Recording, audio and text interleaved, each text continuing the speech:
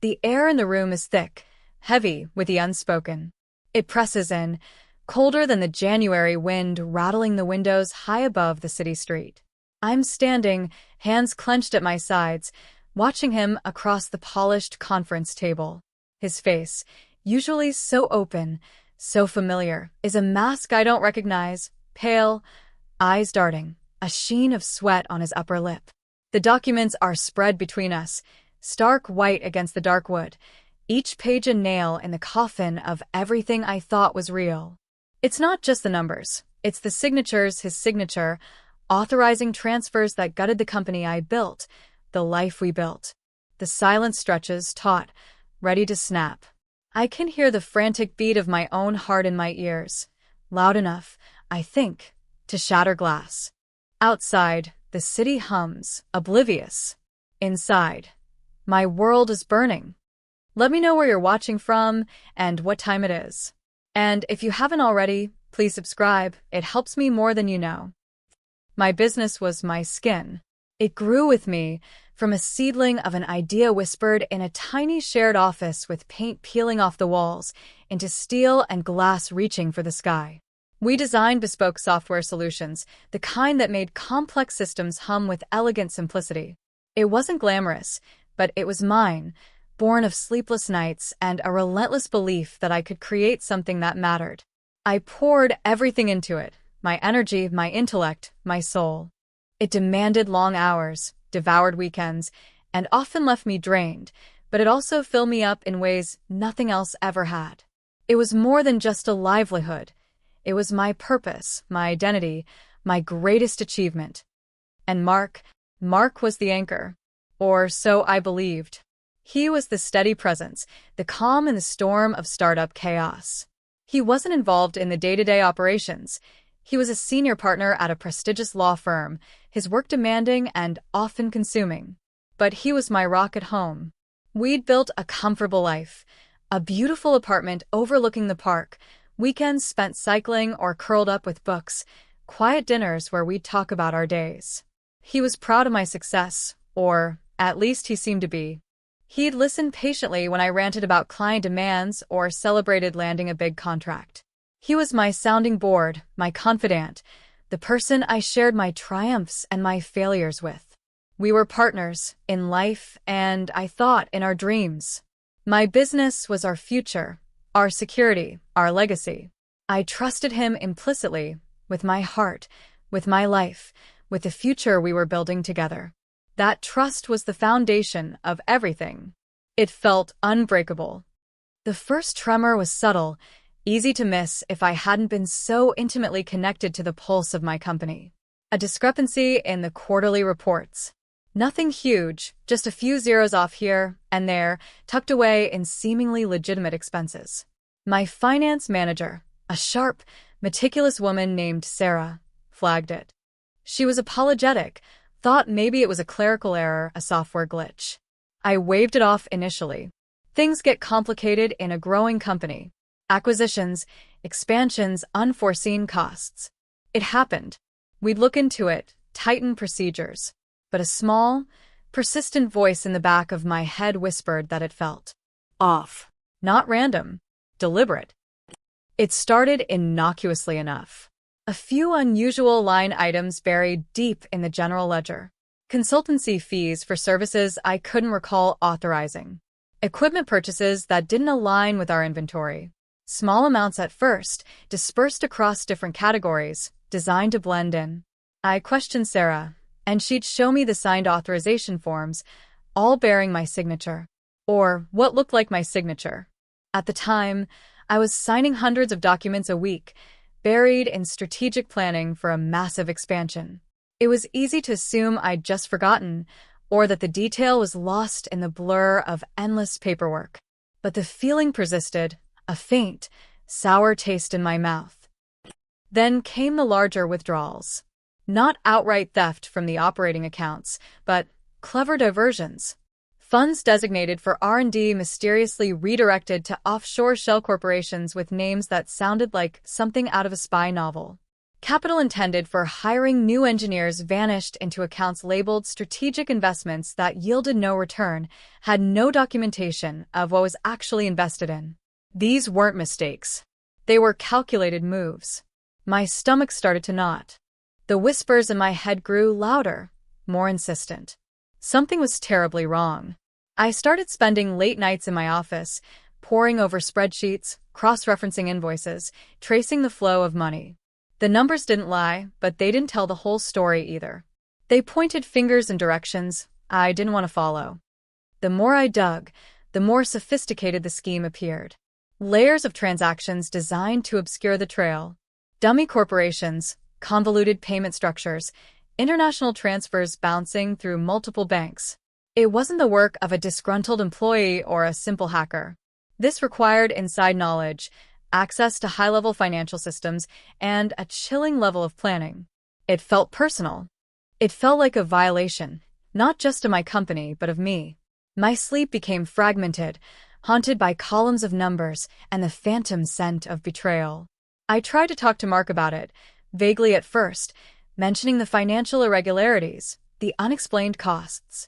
He was dismissive, stressed with his own cases, telling me to let Sarah handle it, that I worried too much.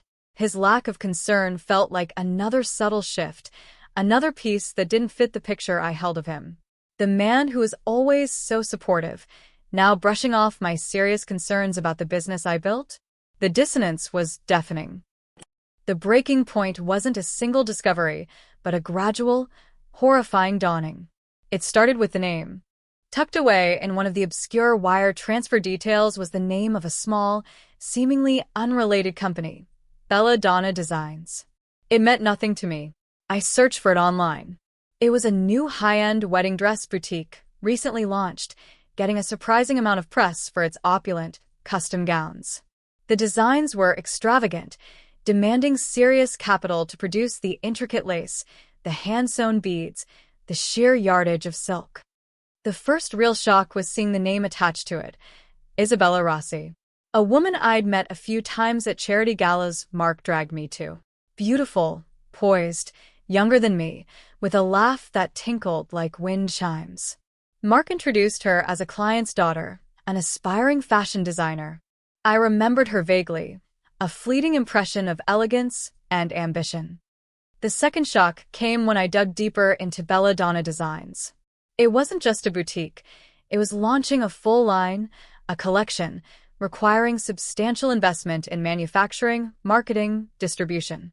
A multi-million-dollar investment. How was a fledgling designer funding this? The third shock shattered everything. I found the connecting thread. A series of payments from the shell corporations that had siphoned funds from my business, routed through a complex web, ultimately landing in accounts linked directly to Belladonna Designs. And the amounts they added up, rapidly. Over a year, the missing funds from my company, disguised as fake expenses and phantom investments, totaled over $1 million. $1.5 million, to be precise. Enough to fund an ambitious, high-end wedding dress line. Isabella Rossi's wedding dress line. My hands trembled so violently, I had to grip the edge of my desk. The numbers, the name, the connection clicked into place with sickening finality. It wasn't just theft. It was betrayal on a scale I couldn't comprehend. My husband, the man I loved and trusted, was stealing from my business, the business I poured my life into, to fund his mistress's dream. Isabella Rossi wasn't just a client's daughter. She was the reason for the late nights, the canceled trips, the growing distance I'd felt but attributed to work stress. The pieces fit, a monstrous, distorted mosaic of deceit. The world tilted. The air left my lungs. I collapsed into my chair, the office spinning around me. The pain was physical, a raw, tearing sensation in my chest. It wasn't just the money. It was the absolute, utter demolition of my reality. Everything I thought I knew, everything I believed about my life, my marriage, my husband, was a lie. The trust wasn't just broken, it had been annihilated, ground into dust. He hadn't just stolen money, He had stolen my sense of security, my belief in our shared future, my very perception of the man I'd built my life with. He'd used the fruit of my labor, my passion, my sleepless nights, to cultivate a secret life with another woman, to build her future, her dream. The bitter irony choked me. He hadn't just taken, he had twisted, perverted, and mocked everything I valued. In that moment, the shock gave way to something colder, harder. Fury. Not a hot, blinding rage, but a cold, crystalline anger that settled deep in my bones, freezing out the pain, leaving only a sharp, focused clarity. My tears stopped. A new feeling emerged, a chilling calm. The initial shock paralyzed me. I couldn't eat, couldn't sleep. The betrayal was a physical weight, crushing my chest. I went through the motions, trying to appear normal, but inside, I was screaming. How could he? How long had this been going on? Every casual touch, every shared meal, every "I love you" felt like a performance, a cruel joke played at my expense. I watched him, scrutinizing his every move, his tone of voice, searching for signs I'd been blind to. They were everywhere, once I knew what to look for. The subtle glances at his phone, the vague excuses for being late, the emotional withdrawal I'd rationalized as stress. He was a stranger living in my home. Confrontation felt impossible at first. The thought of speaking the words aloud, of shattering the facade, was terrifying. What would he say? Would he deny it? Gaslight me?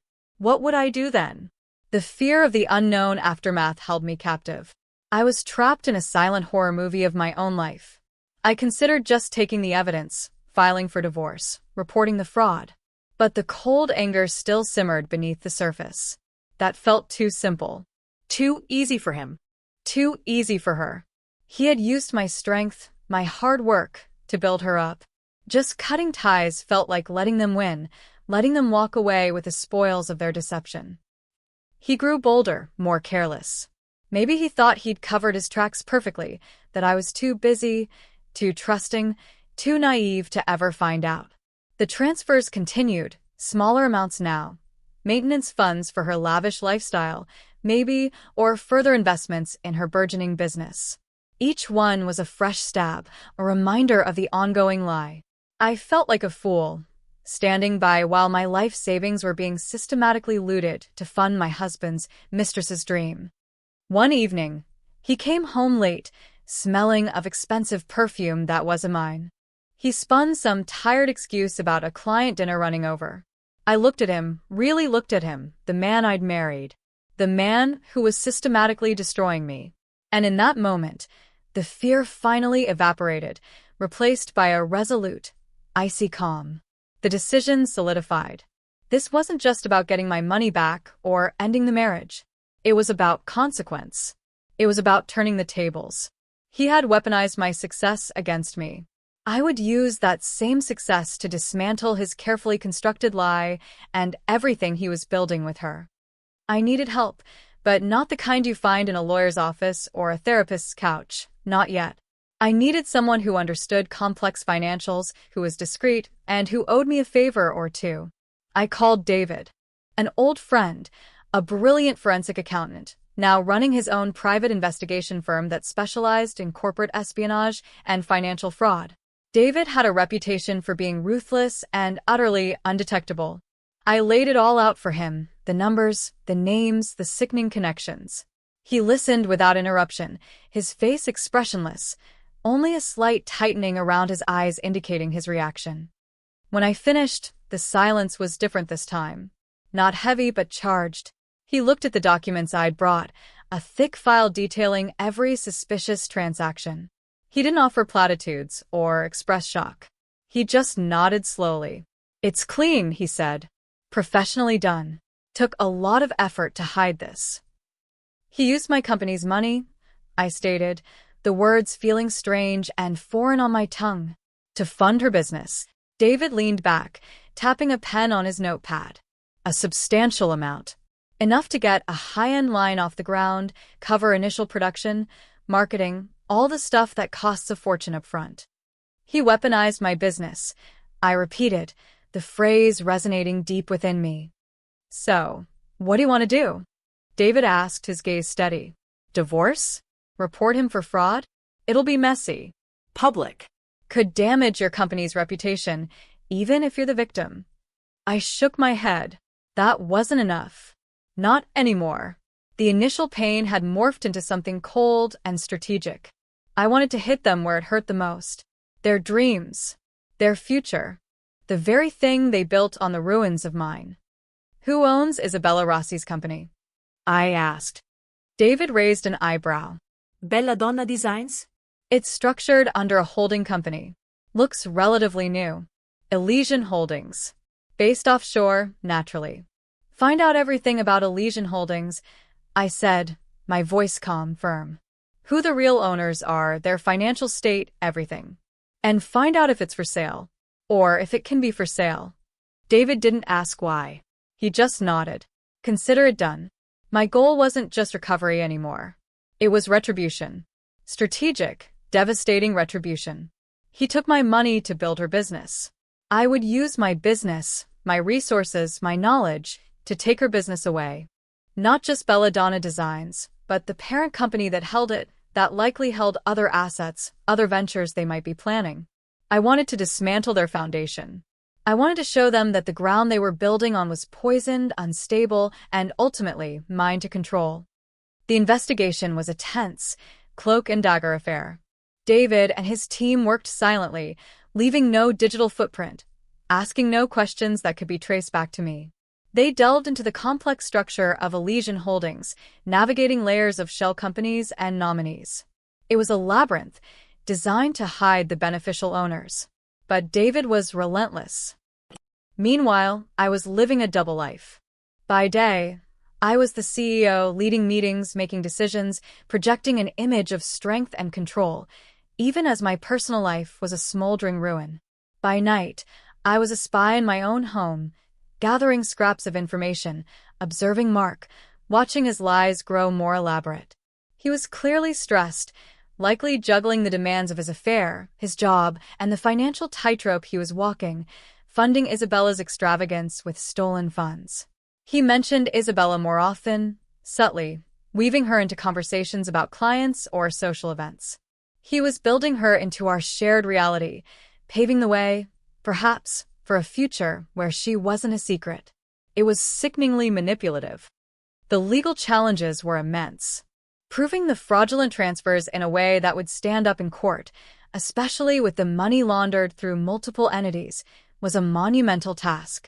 David's team meticulously documented everything, creating a paper trail that was both damning and complex. We worked with a specialized legal team, experts in financial fraud and international asset recovery. They advised patience, secrecy. Any premature move could alert Mark, allowing him to destroy evidence, move assets, disappear. The emotional toll was heavier. Living with the man who betrayed me, sharing a bed with him, pretending it was soul-crushing. Every touch felt like a lie. Every smile was a mask. I felt a constant low-grade nausea. The anger was still there, a cold fire, but beneath it was a vast, aching emptiness. The man I loved was gone, replaced by a calculating thief and a cheat. David finally found what we needed. Elysian Holdings wasn't just a shell, it was a poorly managed shell, propped up entirely by the funds flowing from Mark. Its legal structure was flimsy, designed for secrecy, not financial stability. The true beneficial owners were Mark, listed under a pseudonym, and, surprisingly, Isabella herself, also using an alias. They were partners in this venture, both benefiting from the stolen capital. And, crucially, David discovered the holding company was in financial distress, despite the cash infusions. Isabella's business was bleeding money, the high costs of her line far exceeding its sales. Elysian Holdings was vulnerable. They're overextended, David explained during a hushed meeting in a secure location. Her business is a money pit right now. And the holding company has taken on debt to cover operational costs, probably expecting Mark's investments to continue indefinitely. Is it for sale? Asked, my voice barely a whisper. Not officially, he said. But everything has a price. Especially when the owners are bleeding cash. We can approach them indirectly, through intermediaries. Make an offer they can't refuse. Or make an offer that forces their hand. The idea took shape. Not just to buy it, but to buy it in a way that blindsided them. To use their weakness, the very financial instability Mark's theft had caused in my company, to acquire the entity that held their future. The delicious irony wasn't lost on me. I would use the weapon they fashioned out of my life against them. Securing the funds was a challenge. Mark had taken a significant portion of my company's liquid assets. The expansion plans were on hold. I had to be careful not to raise suspicion by suddenly accessing large sums. I leveraged my personal assets, secured a high-interest, short-term loan using my apartment as collateral, and quietly sold off some non-essential company assets that wouldn't be missed immediately. It was risky. If the acquisition failed, I could lose everything. My business, my home, my financial security. The negotiation was handled by a series of anonymous shell corporations, acting as proxies for a mysterious investor interested in acquiring holding companies with fashion industry assets. We wanted to keep my identity completely hidden until the very last possible moment. The negotiations were tense, protracted. Mark and Isabella, through their lawyers, were initially resistant, then demanding, clearly trying to extract as much as possible from this unexpected offer. They were in the dark, dealing with unknown entities, unaware that the person on the other side of the table was the woman Mark was stealing from. There were moments of doubt. The sheer scale of the plan, the financial risk, the emotional exhaustion it threatened to break me. What if they figured it out? What if the deal fell through? What if, even after all this, they still somehow came out on top? The weight of it all felt suffocating. My lawyer reminded me of the risks, urged me to consider a simpler path, divorce, reporting the fraud. But the cold resolve held firm. I was too far in. I wouldn't stop until I saw this through. The acquisition process dragged on, each day a battle against time and the constant fear of exposure. There were legal hurdles, due diligence roadblocks, and the ever-present threat that Mark or Isabella might get spooked and pull out. I pushed through, fueled by a grim determination that had replaced all other emotions. Sleep was a luxury I couldn't afford. My life was reduced to numbers, legal documents, and the burning desire for vindication. The final stage was set. The papers were ready for signing.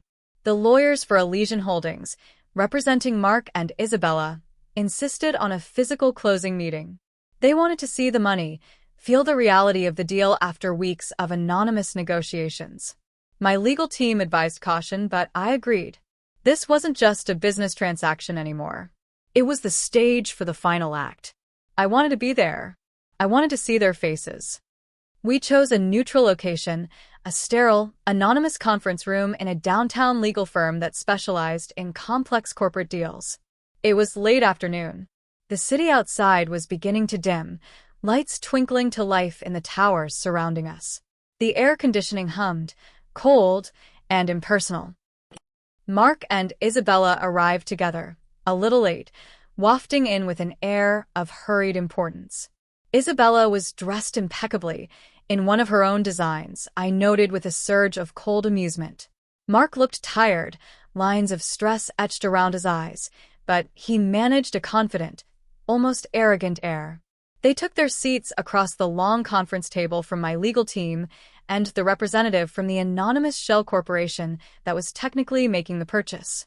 My lawyers had arranged for me to be present as an advisor to the purchasing entity, a technicality that raised no eyebrows. The mood was businesslike, bordering on tense. Lawyers exchanged pleasantries, shuffled papers. Mark and Isabella sat side by side, close, sharing a subtle, private smile that sent a fresh wave of icy rage through me. They were comfortable, secure in their world, finalizing a lucrative deal built on my ruin. They had no idea. The closing statement was read aloud, confirming the transfer of ownership of Elysian Holdings for the agreed-upon sum. The lawyers signed. The anonymous representative signed. Then, the lawyer for Elysian Holdings pushed a pen across the table towards Mark and Isabella. "Mr. Smith, Ms. Rossi," he said formally. "As the beneficial owners of Elysian Holdings, Your signatures are required on the final transfer documents. Mark reached for the pen, a casual ease in his movement. Isabella watched, a small, expectant smile on her lips. This was it. The moment. I cleared my throat, a small sound in the hushed room. All eyes turned to me. Mark's eyes widened slightly in surprise. Isabella's smile faltered. They hadn't expected me to speak. Before we finalize this, I said, my voice steady, level, cutting through the sterile air. I believe there's a small matter of provenance we should discuss. Mark's face drained of color. He froze, hand hovering over the pen. Isabella's eyes narrowed, a flicker of confusion, then alarm. I'm not sure I understand, Mark's lawyer said, an edge of caution in his voice. I looked directly at Mark. The funds used to initially capitalize Elysian Holdings and specifically Belladonna Designs originated from my company. My company, Mark. The company I built. Silence. Absolute, deafening silence. The air thickened again, colder than before. Mark stared at me, his jaw slack. Isabella looked from him to me, her eyes wide with dawning horror. The $15 million, I continued, my voice gaining strength, each word a deliberate blow. Transferred through shell corporations, disguised as consultancy fees, strategic investments. I have the records. Every single transfer. Every signature. Yours, Mark. His breath hitched. He tried to speak, a guttural sound caught in his throat. You stole from me, I said, the simple statement echoing in the room. You gutted my company to build her dream. I gestured towards Isabella, who looked as though she might faint. You used my life's work to fund your mistress's wedding dress line. Isabella gasped, a small, strangled sound. Mark recoiled as if I had struck him. His lawyer surged forward, starting to object. And now, I continued, overriding him, my gaze locked on Mark, on his crumbling facade. I have used what remained of my company's strength, bolstered by my own resources, to buy the holding company you used to hide your theft. I now own Elysian Holdings. Belladonna Designs. The pen clattered from Mark's hand, hitting the table with a sharp crack that sounded like a gunshot in the silence. His face contorted, a mixture of disbelief, shock, and utter defeat. Isabella let out a small cry, covering her mouth with her hand. You can't, Mark stammered, his voice weak, trembling. Oh, I can, I said, a cold satisfaction spreading through me, numbing the residual pain. The deal is done. The funds are in escrow. The paperwork is being signed. You signed it, Mark. You just sold your mistress's future back to the woman you stole from. His eyes rolled back in his head. His face contorted in a silent scream. He clutched his chest, gasping for air. He slumped forward, his head hitting the table with a thud, scattering papers. Then, slowly, he collapsed, sliding out of the chair onto the floor, a crumpled heap of expensive suit and broken lies. Isabella shrieked, rushing to his side. Lawyers scrambled, shouting. The sterile room erupted into chaos. But all I saw was Mark, lying on the floor, defeated. The man who thought he could steal my future and walk away. The immediate aftermath was a blur of sirens, paramedics, and panicked voices. Mark was taken away in an ambulance, though I didn't stay to find out his condition. His lawyer threatened legal action. Isabella wailed accusations, but my legal team calmly presented the irrefutable evidence of the fraud. The acquisition was legally binding. Elysian Holdings and, by extension, Belladonna Designs belonged to me. The fallout was immense. The news of the fraud and the dramatic takeover spread like wildfire within our industries. Mark's reputation was destroyed. The law firm distanced themselves from him immediately. Isabella's wedding dress line, now mine, was tainted by the scandal. The fairy tale image she'd cultivated collapsed. Divorce proceedings were swift and brutal, though Mark was largely incapacitated, leaving his lawyers to negotiate from a position of weakness. The evidence of fraud ensured I retain my business, his assets were frozen to begin repaying the stolen funds, and our marriage was annulled with extreme prejudice. Belladonna Designs was a mess. Financially unstable, creatively directionless without Isabella's touch, and now a symbol of the scandal. I considered shutting it down, but something stopped me. It represented the money stolen from me, the dream built on my ruin. I decided to keep it. Not to run it myself. Fashion wasn't my world, but to transform it. I brought in a new design team, rebranded it completely, shifting the focus from opulent extravagance to elegant simplicity. I renamed it Phoenix Collection, a subtle nod to its origins and its rebirth.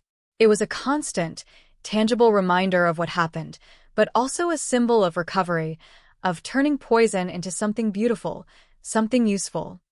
My own business, the software company, survived. It was weakened by the theft, the expansion plans delayed. But it was fundamentally sound, built on a strong foundation of talent and innovation. We weathered the storm, tightened our security, and emerged leaner, stronger, more resilient. Sarah, my finance manager, who had first spotted the anomalies, became an indispensable part of my inner circle. Sitting in my office now, the city lights outside painting streaks across the glass, I feel a complex mix of emotions. There is vindication, yes, a deep, quiet satisfaction in turning the tables, in reclaiming what was taken, in ensuring consequences for betrayal. There is coldness, a protective layer that has permanently settled around my heart. Trust is a fragile thing, easily shattered, almost impossible to fully repair. And there is sadness, a lingering, quiet grief for the life I thought I had, for the man I thought Mark was. That future, the shared dreams, are gone forever. I built my company with hard work and integrity. Mark tried to tear it down with deceit and theft. He thought he was using my strength to build his secret life. He never anticipated that I would use the very ruins he created to build a new future for myself, one that he and his mistress would watch from the sidelines, knowing it was funded by his failure and my resilience. The Phoenix Collection is a constant reminder of that. It's not just a business. It's a monument. To betrayal, yes, but also to survival. To the fact that even when your world is stolen and set on fire, you can still rise from the ashes, stronger and colder than before. The cost was immense, but I survived. I didn't just get by, I thrived. On my terms. If this story hit close to home, I'd love to hear your version. Drop a comment with where you're listening from and what time it is. And if you haven't already, subscribing truly helps bring more of these stories to life. Thanks for being here.